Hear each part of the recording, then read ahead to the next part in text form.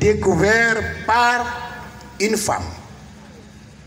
Je ne vais pas entrer dans l'historique. C'est une femme qui est partie chercher du bois de chauffe et puis elle a découvert, elle a vu des esprits en train de danser et elle est venue raconter ça à quelqu'un et c'est une vieille femme qui lui dit il n'est pas donné à tout le monde de voir ces esprits-là et la prochaine fois que tu vas voir ces esprits, tu vas ramasser des graviers et tu vas les lancer. Ils vont être prostitués et ils seront dépossédés de leur puissance. Ce qui a été dit a été fait. Et la fille a prostitué ses danseurs et ceux qui n'ont pas pu être touchés par ces graviers venant de la main de quelqu'un sont partis. Et ceux qui ont été touchés sont restés là et la fille a amené ces fibres-là que vous voyez que l'on appelle les robes et les cagoules et puis tout l'embellissement des masques ont été amenés par la femme au village.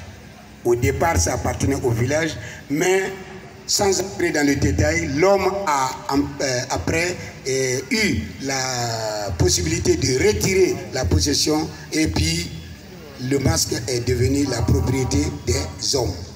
Et c'est pourquoi c'est à l'hommage de cette femme qui a découvert ces masques-là sur la fourmilière que ces masques-là ont été taillés. C'est la sœur des masques.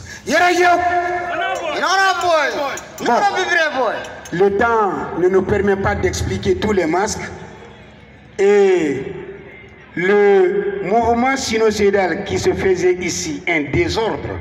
Pour ceux qui ne connaissent pas, c'est un désordre inouï.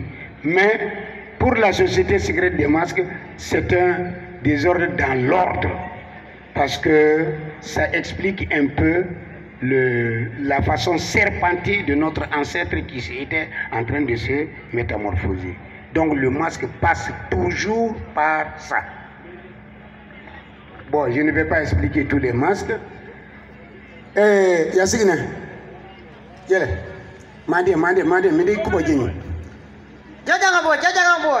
alors, vous avez vu que tous les masques, avant de commencer la danse, venaient se prosterner